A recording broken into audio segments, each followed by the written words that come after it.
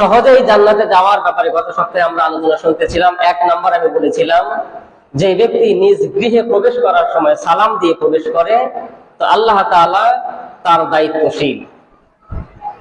আবু দাউদ শরীফের 2494 নম্বর হাদিস, আবু উমামা বাহিলি রাদিয়াল্লাহু আনহু থেকে হাদিসটি বর্ণিত।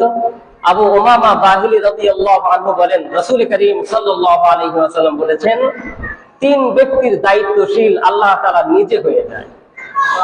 3 ব্যক্তির দায়িত্বশীল কে হয়ে যায়? আল্লাহ পাক নিজে হয়ে যায়।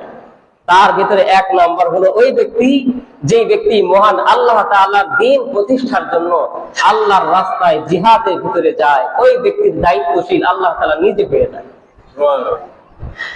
আল্লাহ তাআলা হয়তো বা তাকে জান্নাতে প্রবেশ করাবেন, আর না হয় তাকে গনিমতের মাল সহ, তার নেকি সহ আল্লাহ তাআলা তাকে বাসায় ফিরে দিয়ে আসবেন।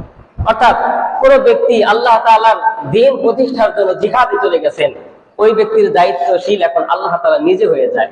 যদি সে জিহাদে শহীদ হয়ে যায় তো আল্লাহ তাআলা তাকে জান্নাতে প্রবেশ করাবেন।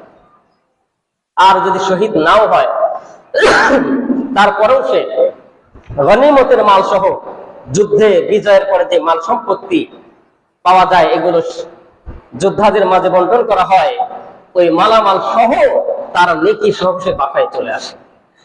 1 নম্বর। 2 নম্বর, ওই ব্যক্তির দায়িত্বশীল আল্লাহ তাআলা নিজে হয়ে যায় যেই ব্যক্তি আগ্রহের সাথে মসজিদে গমন করে।